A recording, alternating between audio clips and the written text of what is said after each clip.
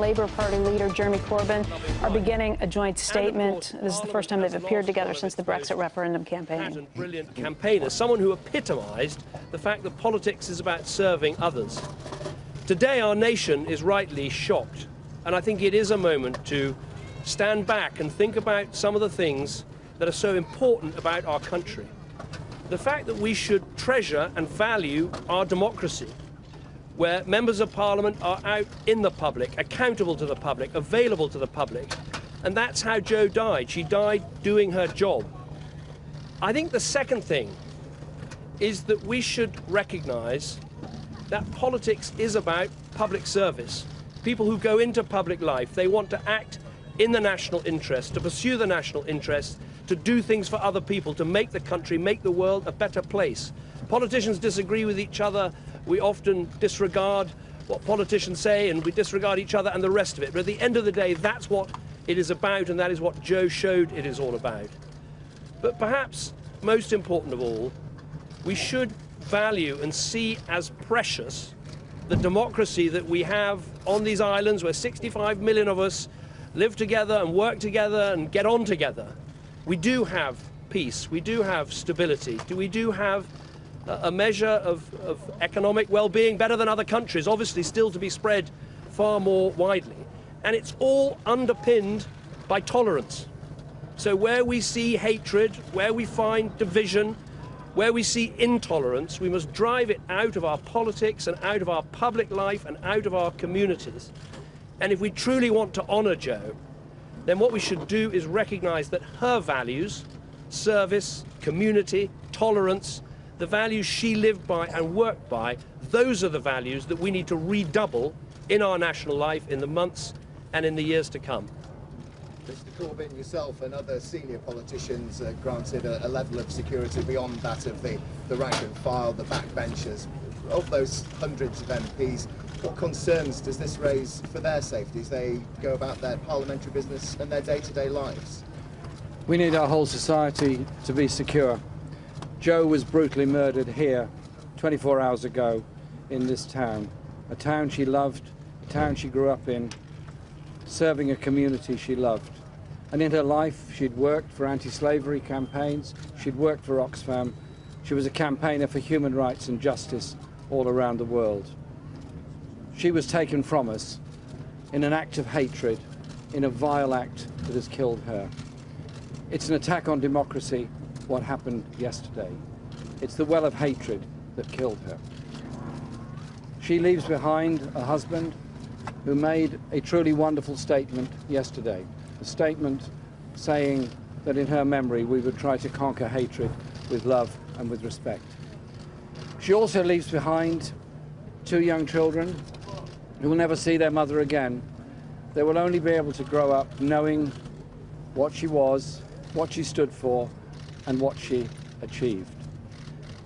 I've asked the Prime Minister and the Speaker for the recall of Parliament on Monday, and they've accepted that request, and Parliament will be recalled on Monday so that we can pay due tribute to her on behalf of everybody in this country who values democracy, values the right of free speech, and values the right of political expression free from the kind of brutality that Jo suffered. That's why we all need to come together to understand that everyone must have protection and security in order to function in a democratic society. Jo was an exceptional, wonderful, very talented woman, taken from us in her early 40s when she had so much to give and so much of her life ahead of her. It's a tragedy beyond tragedy what has happened yesterday. In her memory, we will not allow those people that spread hatred and poison to divide our society. We will strengthen our democracy, strengthen our free speech. She was a truly wonderful woman. I'm deeply sorry, deeply sad of what has happened to her. And my condolences to all the people of Batley and Spen, who she represented so well, and of course to a wonderful family, her husband, her children, and all of her wider family. And Mr. Bercow, do the events of yesterday cause you and parliamentarians to look at politics differently? Do the squabbles and the political rivalries of the past now seem that more trivial? Today, I think everybody is united in grief, in horror, and in an overpowering respect for somebody who we came to know, whose talents we admired, whose passion we observed on a daily basis. There are legitimate differences, as the Prime Minister and the Leader of the Opposition have said, and those differences on matters of policy will always be there, and that's part of the democratic dialogue. But we are able to come together and to say two things. First of all, as everybody here knows, Jo Cox was a quite outstanding Member of Parliament who in 13 months representing her constituency made an extraordinary impression on her colleagues, on the media, and I'm quite certain on her constituents. As has already been said, she had a huge amount more to give, and she was inspired by a moral passion and a fixity of purpose and a deep-rooted conviction which she shared with Brendan, and of which Brendan and her children and her colleagues and her constituency can be incredibly proud. And secondly, it was a despicable and appalling act which has shocked not merely people in Batley and Spen, but right across the country, and I suspect many millions of people around the world.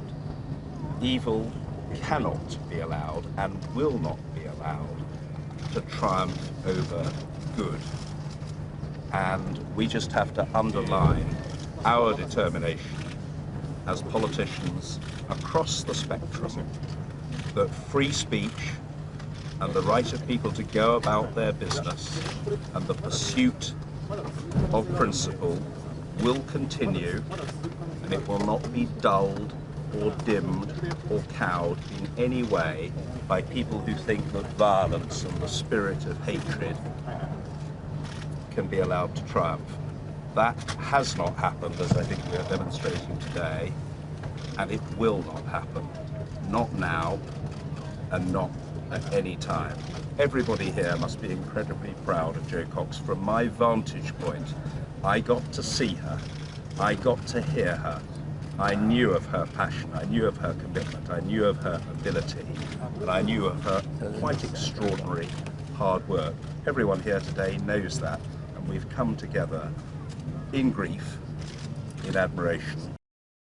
Hey CNBC fans, thanks for checking out our YouTube channel. Here you're going to find videos packed with all of the information that you need to be smarter about your finances. You can subscribe by clicking right here and click on all the videos around me or the eye right here to watch the latest from CNBC. Thanks for watching.